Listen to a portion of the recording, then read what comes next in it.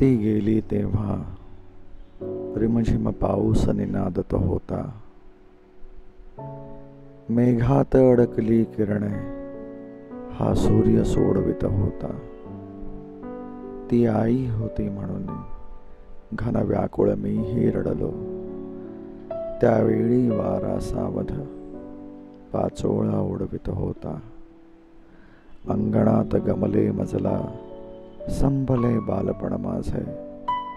खिडकीवर धुरकट तेव्हा कंदील एकटा होता. कवी ग्रेस यांची ही कविता कधी मुसळधार पाऊस कोसळताना ऐकली? एका क्षणात बाहेर कोसळणारा पाऊस मनात बरसू लागतो आणि डोळ्यापुढे येऊन उभा राहतो आईसोबत घालवलेला लहानपणीचा पावसाळा.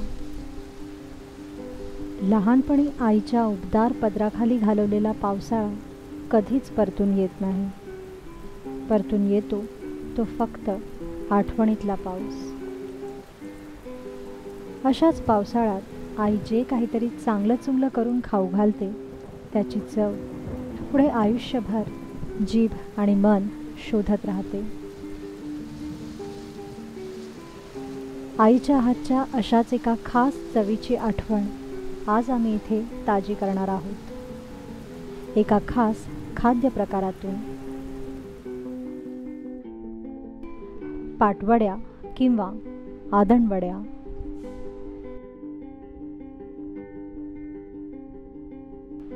खास पावसाळ्यात बनवला जाणारा पारंपरिक खाद्यप्रकार. चला मग आज बनवूया आदणवड्या.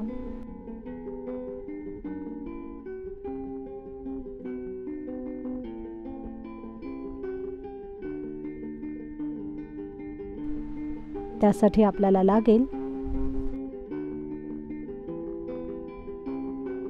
1 वाटी बेसन, लसणाचा 1 अख्खा गड्डा, 5 ते 6 हिरव्या मिरच्या, 1 चमचा जिरे, 1.5 चमचा लाल तिखट, 2 चमचे दाण्याचा कूट,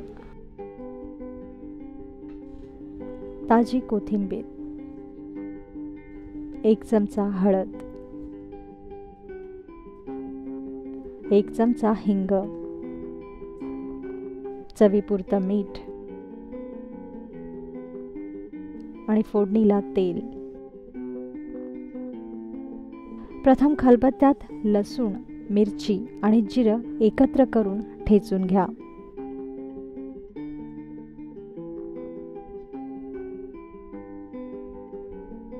त्याचा असा ठेचा बनवा. मग एका पसरट भांड्यात बेसन घ्या.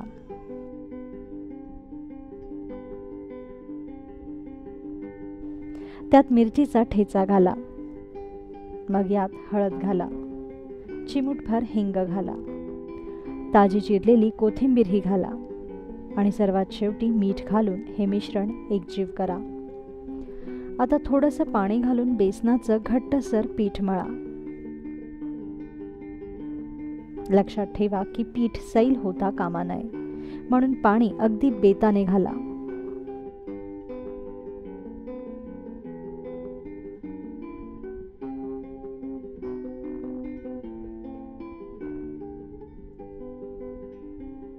यानंतर पोळपाटावर जरासं गव्हाचं किंवा ज्वारीचं पीठ पसरवा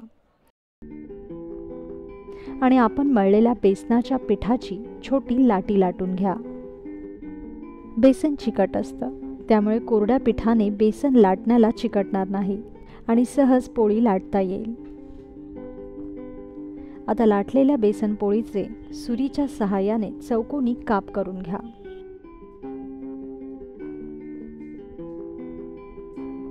सुरीला तेल लावल्यास काप कापणं सुरळीत होतं.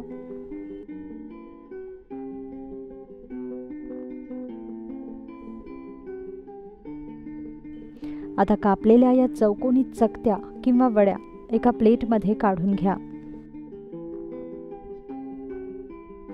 यानंतर एका कढईत तेल तापवायला ठेवा. तेल तापल्यावर त्यात हिंग घाला आणि ठेचलेल्या लसणाच्या पाकळ्या घाला. लसूण भाजला की मग यात हळद घाला आणि वरून अर्धा ग्लास पाणी घाला. आता याच पाण्यात लाल तिखट घाला आणि पाण्याला चांगली उकळी येऊ द्या.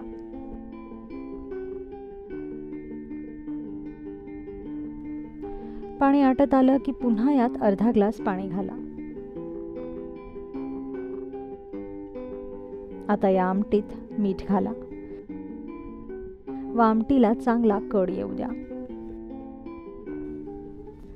5 मिनिटात आमटीला चांगली उकळी फुटली की मग मोठ्या आचेवर या आमटीत कापलेल्या वड्या घाला. लक्षात ठेवा की जर मंद आचेवर वड्या टाकल्या तर या वड्या वितळू शकतात. त्यामुळे मोठ्या आचेवरच या सर्व वड्या आमटीत घाला आणि 5 मिनिटं वड्या आमटीत शिजू द्या.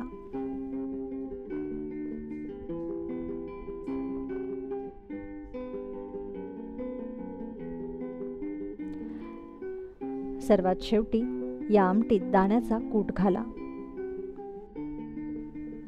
वड्या टणक होऊन वर यायला लागल्या की समजा आदणवड्या शिजल्या. तयार झाल्या पाटवड्या किंवा आदणवड्या.